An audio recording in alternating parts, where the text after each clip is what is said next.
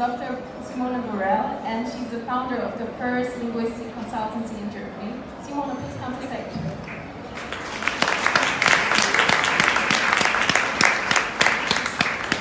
Thank you very much, Christina. Great to be here. Hello, everyone.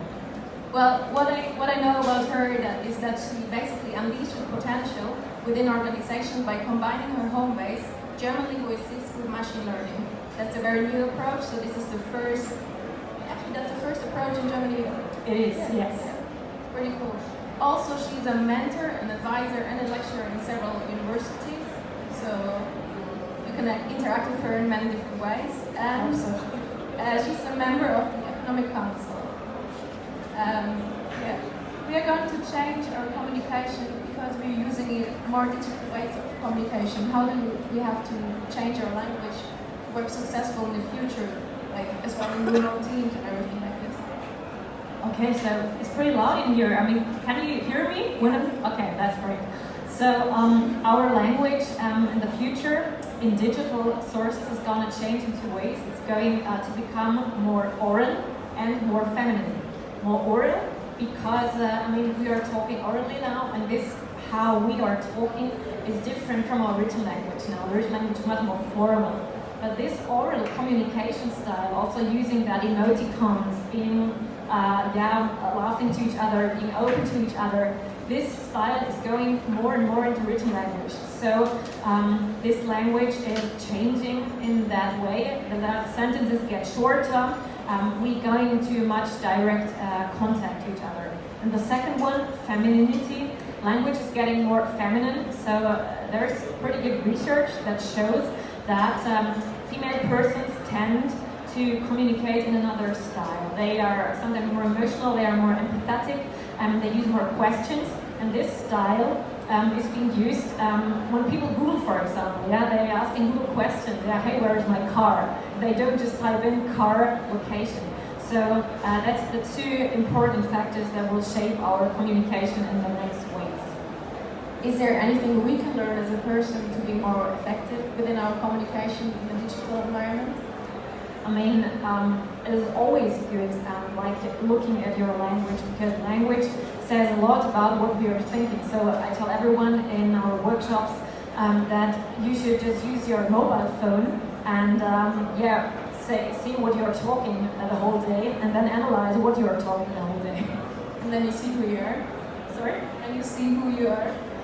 You see which words you are using very often, and this is an indicator of which concepts may be important to you, but also maybe the hidden treasures. That's what interests me most.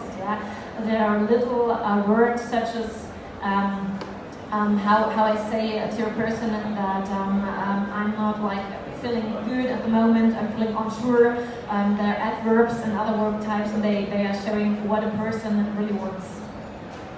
Alright, thank you for this insight. What I actually wanted to mention before, but I forgot it because I'm a bit nervous, was that she holds several awards for her company because it's like a really new approach, and it's super innovative for corporates. Thanks. Well, our last guest on stage is Regine. She's a tech pioneer, and she taught us to think big.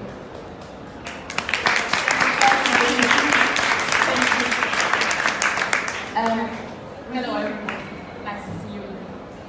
Regine was the youngest board member of a public listed company in Germany, that's right? Yeah, that was some time ago. How old were you back then? How old were you back then? I was 34, around that, yeah. That was the first new economy thing, the new economy hype. And so I became the first member of a public listed company, and that was really exciting. Yeah. She's also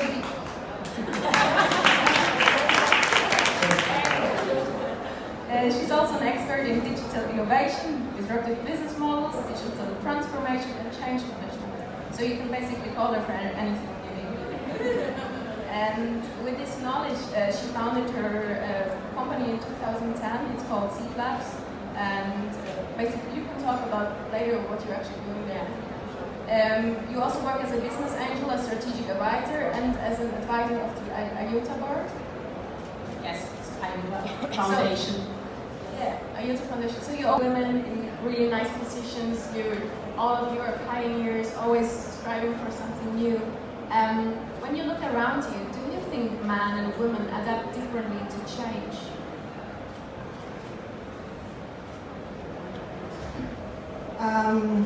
So yeah, my experience says there is a difference, and I don't want to be too stereotyping here, but let me try anyway. In my experiences in working with a very diverse team, I think female, we tend to want to have that perfect situation, that perfect pitch before we go with it. And maybe we're just a bunch of perfectionists that has its advantages as well. But I see many men just go with it. And I think there is something to learn and find the balance between not waiting until everything is 100%, because sometimes the change already happened and somebody else went with the idea, but kind of model it a little bit along the way and analyze along the way. And I think many of the stuff will come along the way. Well, I observed that sometimes women, they are a bit more cautious. Yeah, maybe that's what you said about perfection. They're trying to be an expert, or they are practicing that pitch so often, whereas the male persons, they just go out. Yeah, and so I would like also to give advice to females that you should always go out, because no one is perfect and everyone is practicing. How old you are, yeah, you're always in practice. You can always improve. There's always a better pitch. And I think that is one main difference that we observe. Yeah, I cannot agree more. I think also women should take more risk. I see that men, they are like more self-confident and they just try things out, and if they fail, it just happens. Women, they intend to be so perfect, and they are a little bit not so self-confident. When I was the CEO of the company with 600 people, and we had a position, and then I saw the women, they were very qualified, but they said, no, maybe I need 1 year longer, I don't know if I can really fill out the job. And men who wasn't so qualified, they said, no, I do it, I take it over. But then I fostered the woman and said, no, you are qualified, you should take it. You think so? I'm not sure. Yes, you are. So I really pushed them hard, but then they, of course, they did a really good job at the end. Yeah, but it was always like this: am I really good enough? Do I really have the competence? And always this self-doubting, and that should stop. So, how long did it take you until?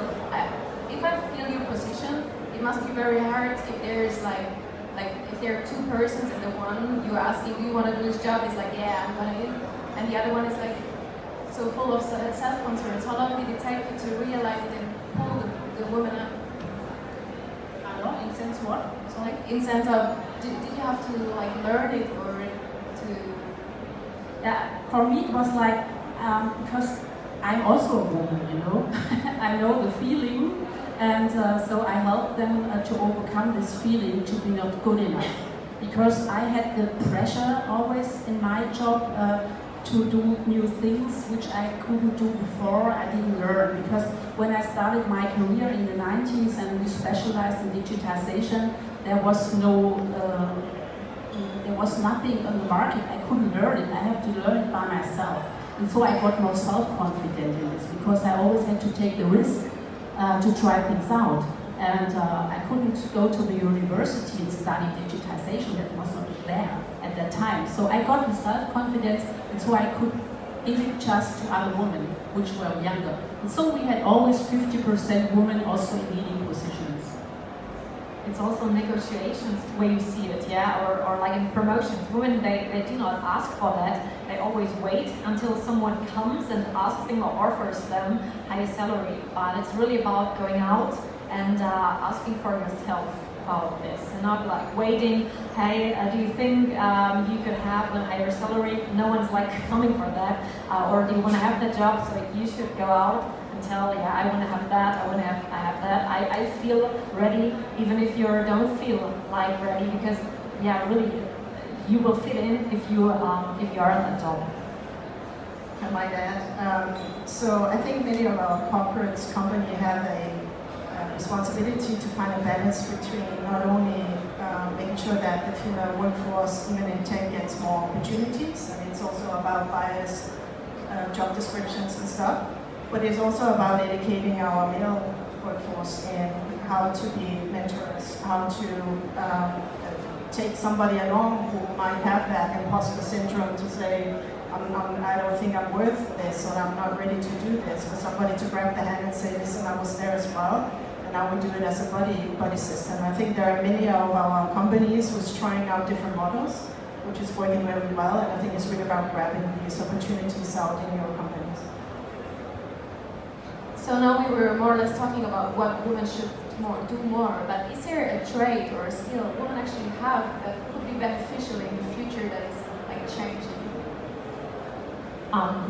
I think it's very much about empathetic communication and social sensibility, which is very good for leading a team in the future that women can show, because we still get a different socialization that men and women have.